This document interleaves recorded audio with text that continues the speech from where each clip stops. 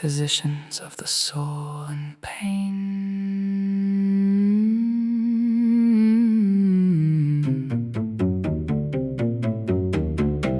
All preachers of morality, as also all theologians, have a bad habit in common. All of them try to persuade man that he is very ill, and that a severe, final, radical cure is necessary.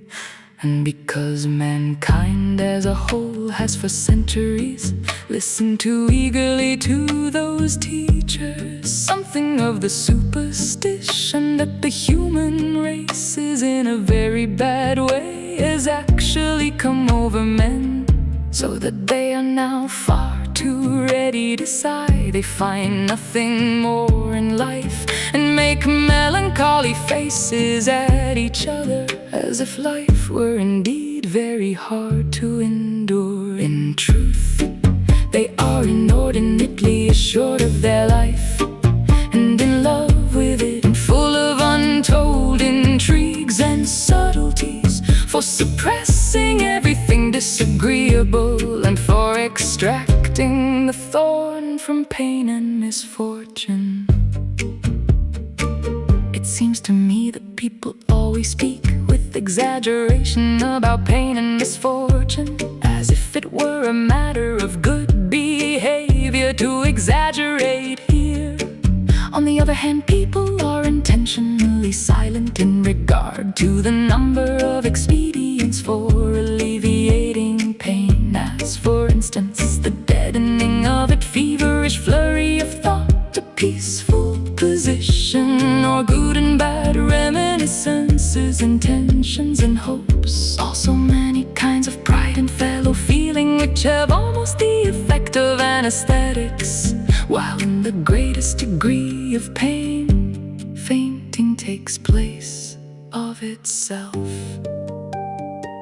We understand very well how to pour sweetness on our bitterness, especially on the bitterness of our soul. We find a remedy in our bravery and sublimity, as well as in the nobler delirium of submission and resignation. A loss scarcely remains a loss for an hour. In some way or other, a gift from heaven has always fallen into our lap at the same moment. A new form of strength, for example, be it but a new opportunity for the exercise of strength.